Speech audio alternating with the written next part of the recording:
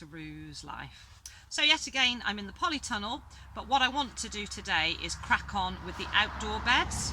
So I have already made a start and I've done just over half of one of the 3 beds, but I really want to push on and get as much more as I can done today. So hopefully I want to get the rest of that 1 bed done, and then as much of the 2nd bed as I can. So that's what we're getting up to today.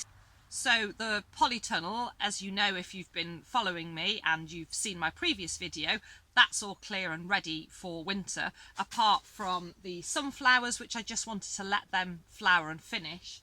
And there's just a couple left on those, so I will just leave those probably for another week or so, and then they'll come out, and then that's this poly clear, apart from that end door, which is the one that opens like that, as opposed to the one which is behind you, which is the slider.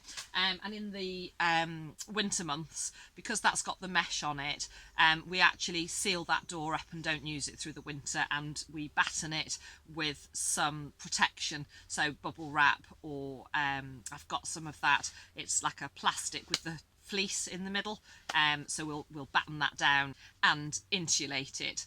And that'll be closed up for the winter. So that's the only job really left to do in here.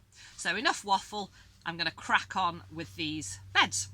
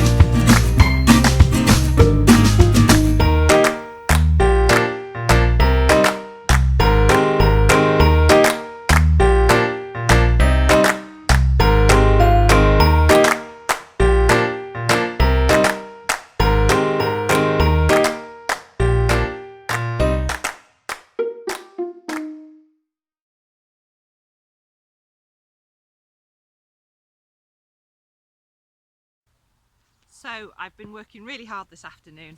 I'm really pleased with the results. What I've got left are, there's some of the celery there, which is the leaf celery, and I'm going to keep that going for as long as I can.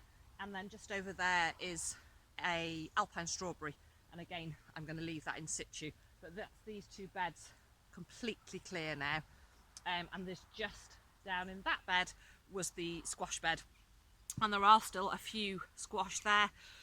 I don't think they're going to come to much, but they're not doing any harm, and when it is time to pull them up, they're so easy to pull up. So I'm going to leave those there for a little bit longer and see how they go. What I have got are a couple of really nice leek. I did sow some leek into this middle bed way back, and they started to germinate. I had the leek, I can't remember what else I had in that bed at the time, and we were having an awful problem. We are right next door to a shoot, and the partridge and pheasants were digging over the beds, and they were picking at things and taking them out, and I thought I'd lost all the leek, so I just gave up on them. There's actually these two, and then there were some small kind of thumb thickness ones, and I've actually just transplanted those into the polytunnel. They've got 2 chances. I've got some other leek going on in there, but this was an unexpected surprise. So I'm really thrilled with the results. I'll just step back there and let you have a little look. As I say, absolutely thrilled. An afternoon's work, and that's those 2 beds clear now. So the polytunnel is clear, all but the sunflowers. It shouldn't take me too long to get those out, probably in about 2 weeks maybe, something like that. And then that's ready for bed, apart from, as I say, that door. That's those 2 beds there ready. Now, I was considering mulching them with cardboard, but actually I'm so thrilled with the soil. The only thing is, you know, if it's really rainy, it can kind of hammer because we're a little bit clayey, but then I find because we get the frosts and the when it freezes, that does help to break the soil up. So I think I'm just going to leave them how they are, and then in the spring I'm going to give them a really good scattering of chicken poop pellets before I plant anything into them.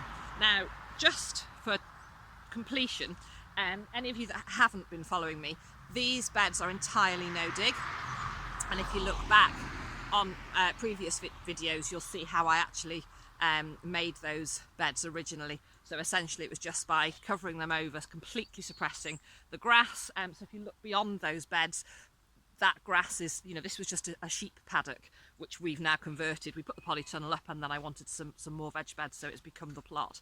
But essentially it was just grass. So we just completely covered that and suppressed it. And as I say, that I try and pop a link to that, the video where I started that. And those of you that follow me will have seen the sort of journey. But I'm absolutely thrilled with those for no dig. Really pleased. So as I say, come the spring, put some chicken poop pellets down, and probably a couple of sacks of compost ready to start growing again in the spring. So that really is my plot ready for winter.